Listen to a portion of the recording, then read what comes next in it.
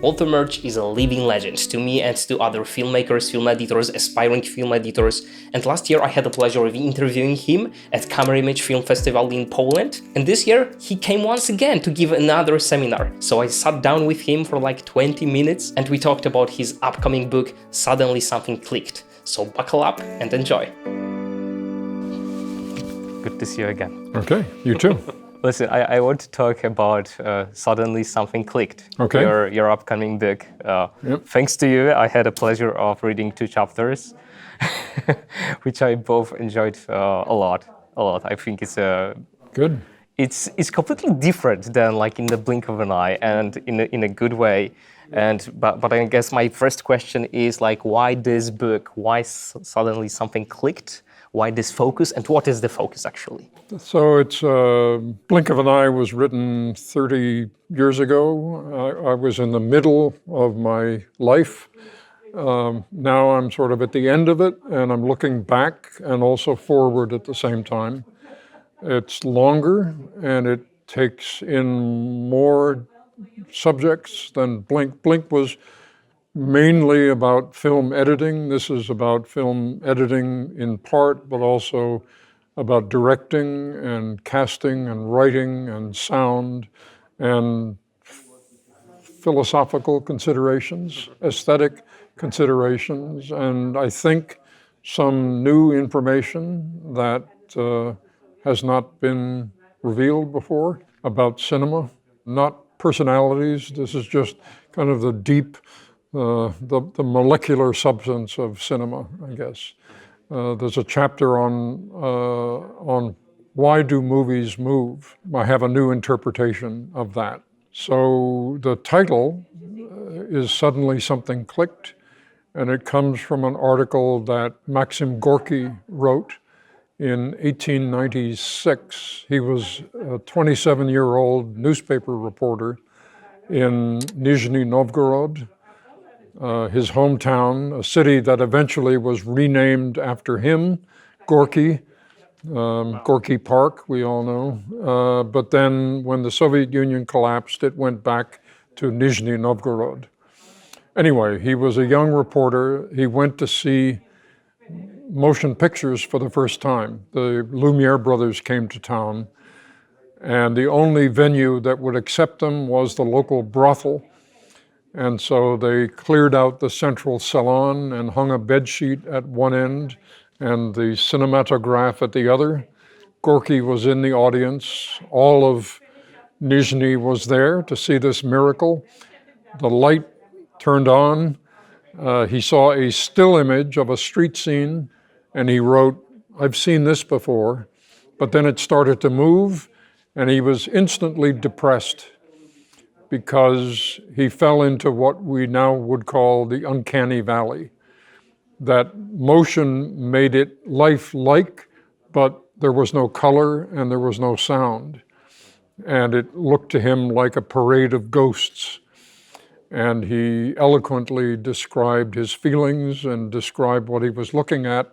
And then he wrote, "Suddenly something clicked, and the street scene disappeared, and there was suddenly a train rushing at the camera." It's the famous arrival at La Ciotat. And he made the usual jokes about, get out of the way, it will come off the screen and crush you. But what he heard was the splice between one shot and another, because in those days, the thickness of the film at a splice was double. And so in the projector, it made a click, clack. And it's the first time in recorded history that anyone, let alone a great writer like Gorky, would comment upon the cut from one shot to another. Later on, his opinion of film changed, and he allowed his novel Mother to be photographed, turned into a film, because of the invention of continuity editing. The fact that you could tell a story by taking fragments of film and putting them together in an interesting way, supercharged motion pictures and turned motion pictures into cinema. quite a story behind the title. Yes. 2 days ago, I saw a movie, and the king said, "What a fantastic machine!" It's a I don't know. It came out this year, I think. So it's a documentary about a camera, basically, and what the camera means in our lives today. And when I saw the film, I instantly thought about your book, because you have a title, you have a chapter about the invention of picture, not even moving picture, I guess, right? But just the picture as like the third pillar of what our modern civilization is built upon, kind of, right? Like a steam engine, the first one, right? And then can you talk about that a little bit? This year, 2023, is the 190th anniversary of motion pictures because of the invention of the praxinoscope. They were drawings, but they moved.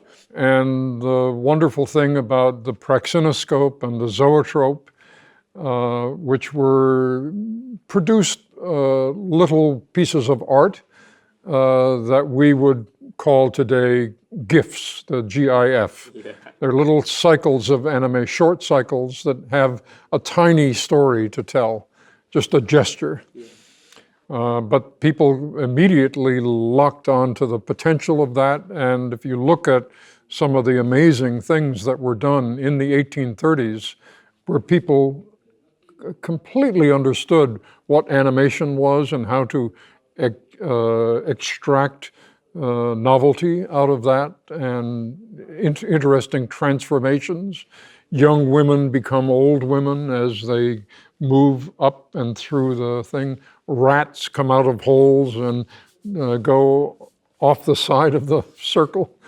The interesting thing is that there's nothing in either the zoetrope or the praxinoscope that would have prevented ancient Egyptians from inventing them. All they are a disc of paper, papyrus, simple machines, with a drawing and then a little slit of a hole, and you spin it, and there it is. And yet, as far as we know, the Egyptians did not invent motion pictures. Maybe we'll discover a tomb yet unopened, and lo and behold, there is a praxinoscope. It opens up the whole question, rhetorical one, which is, if in a science fiction world, if motion pictures had been invented 100 years earlier, would we have known what to do with them? Because as it is, motion photography was invented in the 1890s, and within 15 years, basically movies, cinema, the way we understand it, had developed, both as an art and a technology and a science and a business. So why did that happen so fast?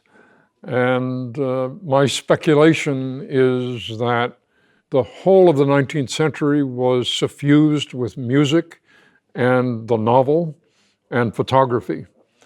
And music, especially the revelation of Beethoven's music, the revelation of that was the power of dynamics, that Beethoven was not constrained the way previous composers were. He would shrink his music down to a single instrument and then make tiny little steps and then suddenly have an explosion.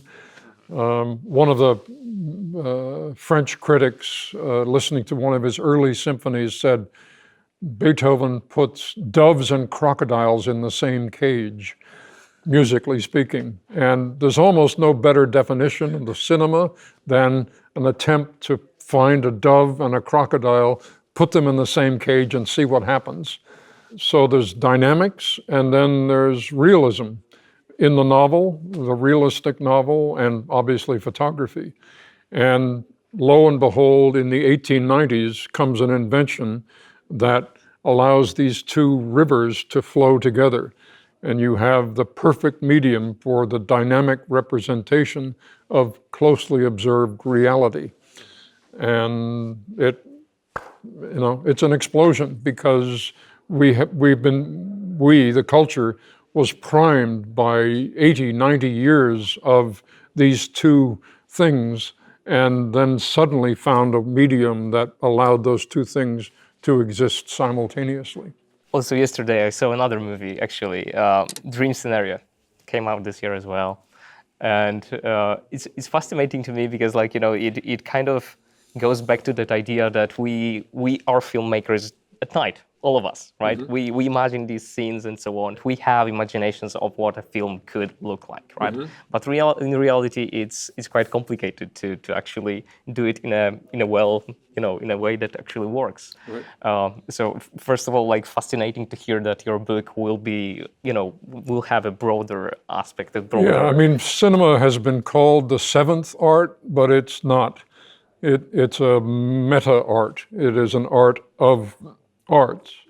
It's an art of arts whose birthday is known to us. Mm-hmm. All of the other arts have their origins in prehistory, painting, music, drama, whereas almost within a single human lifetime, cinema started to exist. Mm-hmm. And its power comes from that multifaceted aspect to it. That you can think of the human brain, evolutionarily speaking, as three brains on top, one on top of the other. There's the brain stem, our instinct, the so-called reptilian brain, and then around that is the emotional brain, the so-called mammalian brain, and then around that is the neocortex, the primate, intellectual language brain. But what we know is that each of those brains is capable of apprehending reality directly and under certain circumstances taking control.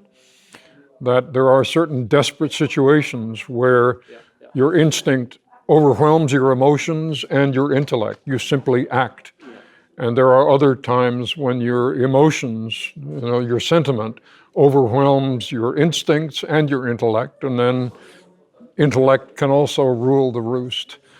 And yet film, because of the way it's constructed, can talk directly to instinct because of the power of a sudden cut or a sudden sound. It can obviously talk to emotion. And then it can also talk to the intellect in terms of the coherence of the story. Does that make sense? He wouldn't do that. If he did that, he would, you know, little logic loops. And the best films, the most ambitious best films, find a way to take each of those threads and wind them together into a coherent rope that comes to some sort of interesting conclusion. I even think about Godfather. I mean, it doesn't apply to every film, nor should it. I mean, it would be intolerable if every film was a heavyweight thing. We need minor distractions. We need films that are just pure emotion and don't make a lot of sense just because we want to feel. But when we're talking about what can cinema achieve at the maximum, I think it's something to do with that. Can you talk about saccadic movements? Oh, saccadic? Saccadic. Yeah, saccadic cinema. Yeah. Because that's your approach to, like, why do we actually interpret the still pictures as a movement, right? Yeah. Kind of, in a way. It's perhaps more complicated to explain, but there are three outrageous facts about human vision, which is that when you move your eyeballs in your eye sockets, you are blind. The brain takes that information, which may last 3 frames in film terms, and says, get rid of it, because it's just a smear. And it replaces it with a fabrication, kind of like artificial intelligence in a way, and it takes the last image before you moved your eyeball and compares it with the first image after your eyeball comes to rest, and in presto magic, it says, this is probably what was there. And it inserts it into your stream of consciousness just before you come to it, which is the other amazing thing, which is that we are all living in the past. 3 frames approximately, it depends. That when you snap your fingers, you feel the snap, you hear the snap, and you see the snap, but the feeling and the hearing and the touch of that arrive at the brain at different times, because hearing is the quickest, touch is next, and vision is slowest. So they arrive with latency in digital terms, and the thalamus, or some part of the visual process, says these 3 things probably go together, so I'm going to put them in sync, and then I will give them to consciousness. And so all of this is going on under the radar, and you're completely oblivious to all of it, but it's happening. So the theory is that when motion pictures came along, even the little praxinoscope, it was the brain was presented with a still image, interruption, and then another still image, and that was very familiar because that's what happened in a saccade, and it constructs the motion that would presumably link those 2 things together. That's the concept. I like that there is actually a very easy experiment to check the first fact, yes. Right? That you're blind temporarily. Right. If you walk up to a mirror and stay about this far away from the mirror, look at your left eye, look at your right eye, without moving your head, just move your eyes, you will see no change at all. No difference at all. It's spooky. Somebody here sees your eyes moving, but again, your brain, while the eyes move, have edited that out and replaced it with something else. Yeah, like optical flow in Premiere or whatever. It is optical flow, yes. It is like, we have recreated this. What I'm describing is something that is inherent in vertebrate sight. It's not just human beings, it's squirrels, it's birds. Birds are an interesting case because their eyes do not move in their head, but they move their whole head. Over hundreds of millions of years, this software that does this very complicated stuff has been developed, and we benefit from this, because if we didn't have this, every time we moved our eyes, the world would go, it would look like a finger painting that somebody has just smeared. It would be a streak of color and texture. Or a wood pan in the movie, right? Like yeah, a wood or pan, a swish pan. But very. We don't see swish pans, so it's we benefit from that. Wonderful. I can't wait to read the whole book. Suddenly Something Clicked will be out sometime next year, 2024. Amazing. Thanks so much. All right, you bet. And that's it. To be honest, I had many more questions, but unfortunately my time with him was limited. If you haven't seen it yet, then watch the first interview that I did with him, or you can visit the blog post. There is a link in the description with every video related to Walter Murch that I did so far. Take care. Bye.